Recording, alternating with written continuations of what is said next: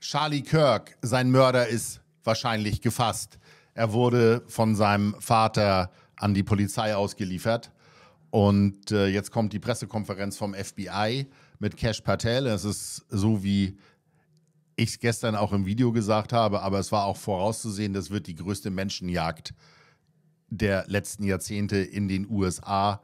Auch wenn es immer hieß, wir haben keine Spur oder wie auch immer, die wussten längst, worum es ging und die haben auf alles zurückgegriffen, was es gab. Und dass sie den nicht davonkommen lassen, das war vorherzusehen. Ja, und so wie es ausschaut, ist das heißt der junge Mann Tyler Robinson und er geht an die Universität, dort, wo er wohl auch geschossen hat. Und er wurde indoktriniert von seinen linken Professoren. Die haben aus ihm einen linken Radikalen gemacht. Der junge Mann schien wohl relativ normal aufgewachsen zu sein, geht zur Jagd als Zwölfjähriger mit seinem Vater und so weiter. Und an der Universität hat er dann die Gehirnwäsche bekommen. Und dann wurde er ein linker Radikaler und meinte eben, dass er Charlie Kirk dort erschießen muss, weil der das Böse ist. Und Donald Trump fordert für ihn die Todesstrafe. Und ich denke, der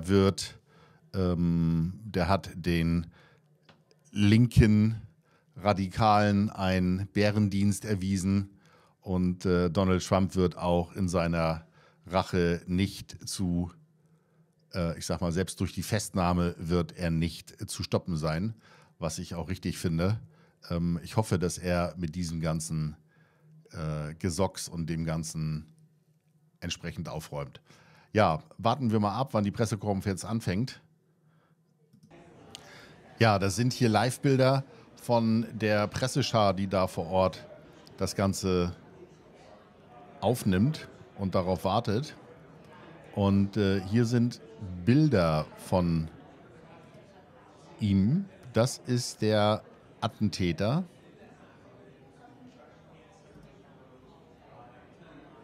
Hier ist er links beim Essen, hier in der Mitte. Die Brille hat er sogar noch aufgehabt beim Attentat. Und dann, er ist hier auch so krank, der hat also auch tatsächlich draußen Corona-Masken getragen. Und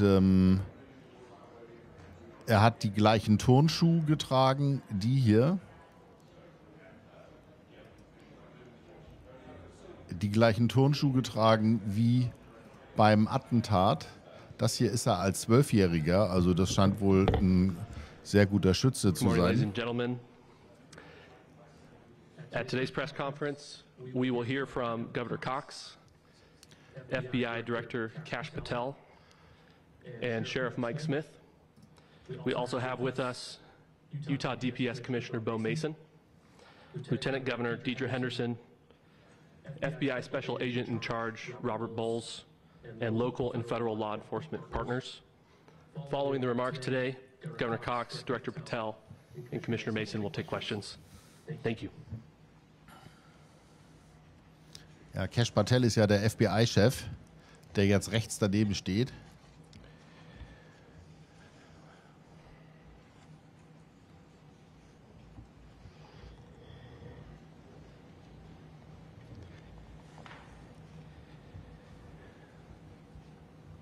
Good morning, ladies and gentlemen. We got him. On the evening of September 11th, a family member of Tyler Robinson reached out to a family friend who contacted the Washington County Sheriff's Office with information that Robinson had confessed to them or implied that he had committed the incident. This information was relayed to the Utah County Sheriff's Office and scene investigators at Utah Valley University. This information was also conveyed to the FBI. Investigators reviewed additional video footage from UVU surveillance and identified Robinson arriving on UVU campus in a gray Dodge Challenger at approximately 8:29 a.m. on September 10th, in which he is observed on video in a plain maroon t-shirt, light-colored shorts, a black hat with a white logo, and light-colored shoes. When encountered in person by investigators in Washington County on September 12th in the early morning hours, Robinson was observed in consistent clothing with those surveillance images. Investigators interviewed a family member of Robinson who stated that Robinson had become more political in recent years. The family member referenced a recent incident in which Robinson came to dinner prior to September 10th, and in the conversation with another family member, Robinson mentioned Charlie Kirk was coming to UVU. They talked about why they didn't like him and the viewpoints that he had. The family member also stated Kirk was full of hate and spreading hate. The family member also confirmed Robinson had a gray Dodge Challenger. Investigators identified an individual as the roommate of Robinson. Investigators interviewed that roommate, who stated that his roommate, referring to Robinson, made a joke on Discord. Investigators asked if he would show them the messages on Discord. He opened it and showed several messages to investigators and allowed investigators to take photos of the screen as each message was shown by Robinson's roommate. These photos consisted of various messages, including content of messages between the phone contact name Tyler with an emoji icon and Robinson's roommate's device. The content of these messages included messages affiliated with the contact Tyler, stating a need to retrieve a rifle from a drop point, leaving the rifle in a bush, messages related to visually watching the area where a rifle was left, and a message referring to having left the rifle wrapped in a towel. The messages also referred to engraving bullets and a mention of a scope and the rifle being unique. Messages from the contact Tyler also mentioned that he had changed outfits. I know there's been speculation as well as to the writing on those casings, those bullet casings, and I believe we have that as well. And I will share that with you now. So the area north of Campus Drive Road where the suspect crossed over, you saw some of that in the video that we released last night, consists of a grassy area with trees on the edge of the UVU campus. Investigators discovered a bolt-action rifle wrapped in a dark-colored towel. The rifle was determined to be a Mauser Model 98 30-06 caliber bolt-action rifle. The rifle had a scope mounted on top of it. Investigators noted inscriptions that had been engraved on casings found with the rifle. Inscriptions on a fired casing read, "Notices bulges, capital OWO, what's this?" ? Inscriptions on the 3 unfired casings read, "Hey fascist!" ! Catch! ! Up arrow symbol, right arrow and symbol, and 3 down arrow symbols. A second unfired casing read, "Oh Bella Chow, Bella Chow, Bella Chow, Chow Chow," and a third unfired casing read, "If you read this, you are gay, LMAO." We are indebted to law enforcement across the state who has worked seamlessly together, local law enforcement, state law enforcement, and our federal partners with the Federal Bureau of Investigation. We're grateful for everyone who worked together in such a short amount of time to find this person and to bring justice. I want to thank the public who has been so engaged, reviewing videos, helping us with sending in tips, and helping us get to this point. I want to thank the family members of Tyler Robinson who did the right thing in this case and were able to bring him into to law enforcement as well. I especially want to thank the family of Charlie Kirk, Erica, Charlie's parents, his children. I want us to be thinking of them as we bring justice in this case. They will be involved in that justice. We will be working very closely with them as we move through this process as well. This is a very sad day for our country, a terrible day for the state of Utah, but I'm grateful that at this moment we have an opportunity to bring closure to this very dark chapter in our nation's history. With that, I will now turn the microphone over to the Director of the FBI, Kash Patel. Thank you, Governor. This is what happens when you let good cops be cops. The FBI and our partners are proud to stand here today together to bring justice to the family of Charlie Kirk and honor his memory. I want to express my deep gratitude to President Trump, the Vice President, and the entire White House who have been so incredibly supportive with both resources and just personally to the FBI as a team. They had our backs the entire way, and I just want to express my gratitude for giving us the resources we need to operate in this space to bring this sort of justice at this sort of speed. In 33 hours, we have made historic progress for Charlie. Governor Cox, our partnership has been absolutely incredible these last few days. Our partnership will endure. Your state and local partners, your sheriffs, your DPS community has been unbelievably impressive in the hardest of times.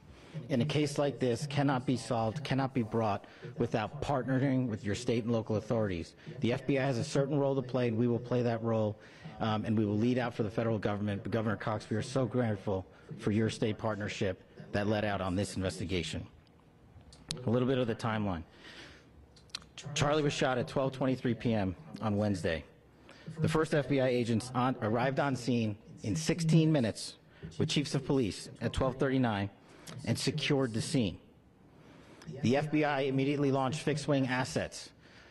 We utilized these assets to transport personnel, specialty technicians, hostage rescue teams.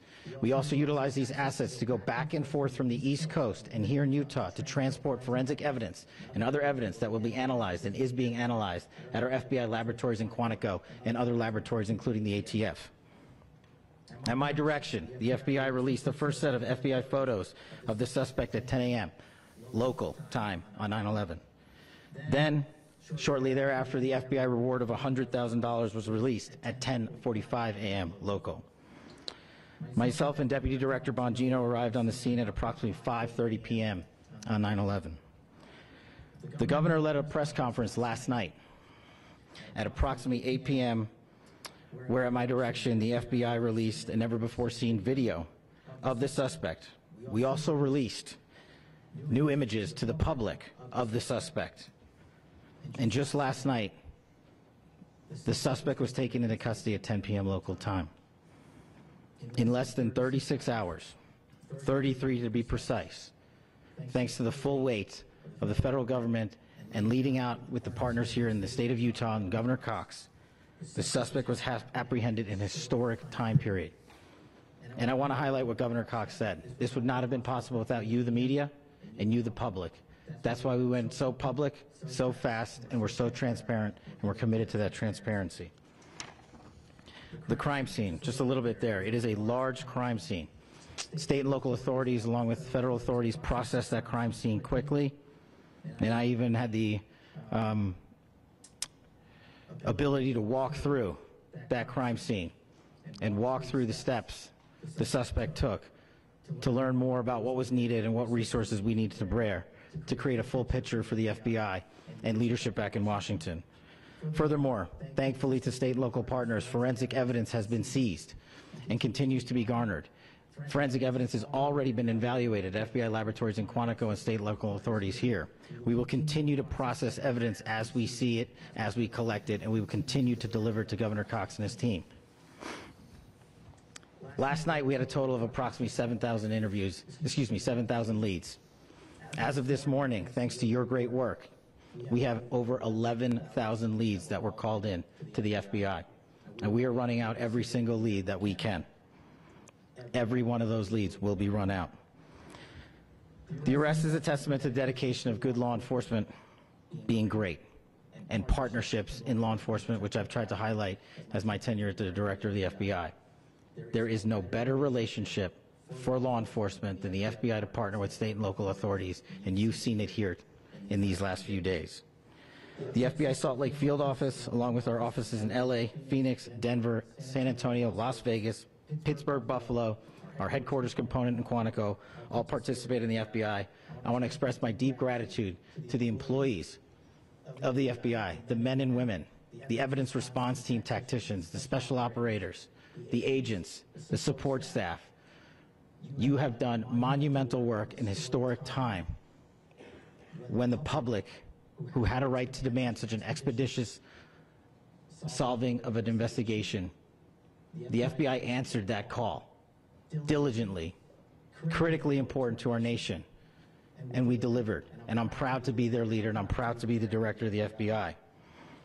This is very much an ongoing investigation, as the governor said, and we will continue to work with state and local authorities to develop the investigation, to provide them the evidence they need for their ongoing prosecutions, and we will be here to answer every call they absolutely have, as long as it takes, for as long as we need to find and apprehend whatever suspects were involved in this crime.